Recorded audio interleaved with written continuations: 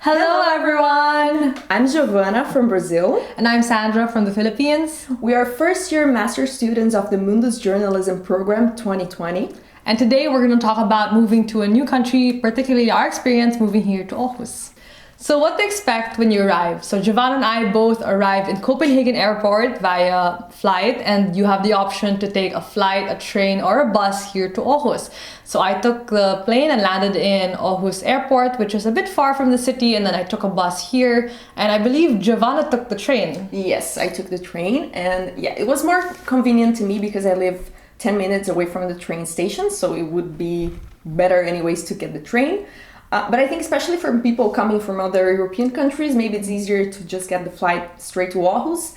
But both of us that came from the other side of the world, we only have the option to arrive to Copenhagen, and then we either get the train, bus, or the flight to Aarhus. Right. Then as soon as you arrive in Aarhus, the first thing you have to do is get your keys, if you got housing through AU Housing from the International Center.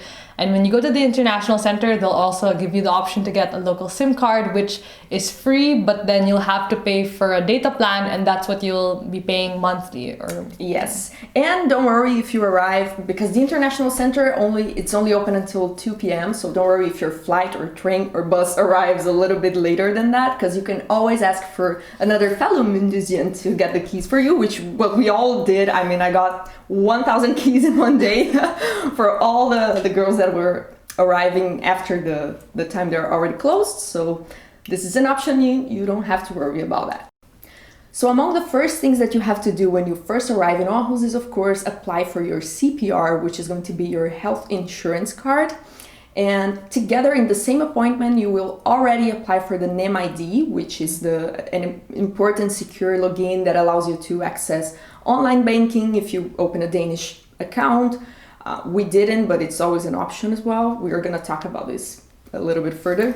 Most importantly, you can access the digital post, which is the government email it's the official email where you receive government updates, and sometimes the same post you receive in your physical post you receive there, so it's much convenient if you forget to check your post, which is something that I sometimes do. You can book your appointment online and go to Doc1, which is where you solve your life. Everything happens at Doc1, and go there in the scheduled time and they will guide you through all the steps.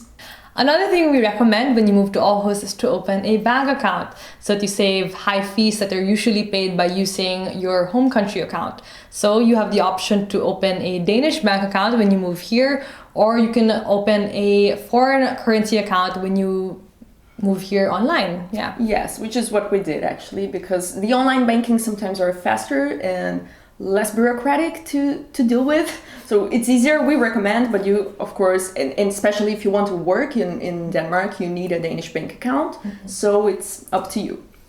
So another tip would be to get to know the campus where you're going to be studying in advance. If possible, arrive with a little advance. We actually arrived with much advance because of Corona situation that you guys all know. We are like the first cohort in the Corona. That was amazing. And we arrived super early, so it was actually convenient because you get to know the city a little bit and the campus so that you don't arrive late on your first day of class. So that's a good thing to do. So as G mentioned earlier, our batch was the first batch to arrive during a coronavirus pandemic.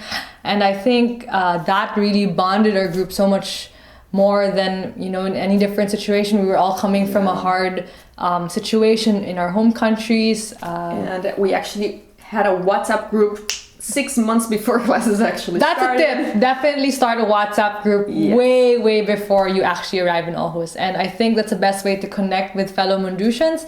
And then when you guys come here, I think you're all kind of on the same boat. Like you're moving to a new country, you don't know a lot of people. Yeah, and this is actually part of the last tip, which is getting to know other Mundusians, which is something that happens pretty natural, right, Sandra? I mean, we are all in the same situation, especially us. We were freaking a little bit out before, wondering, are we going to be able to arrive in Aarhus, or are we not? And that's why the group were so important, because we got to know each other in advance. And once you arrive here, it all flows very naturally and we all become a big family. And that's all for now. Thank you so much for watching. If you want to know more, check out the Mundus journalism website. And you can also check our blue book, which is already available also on the website. And we'll see each other in the next video. Bye!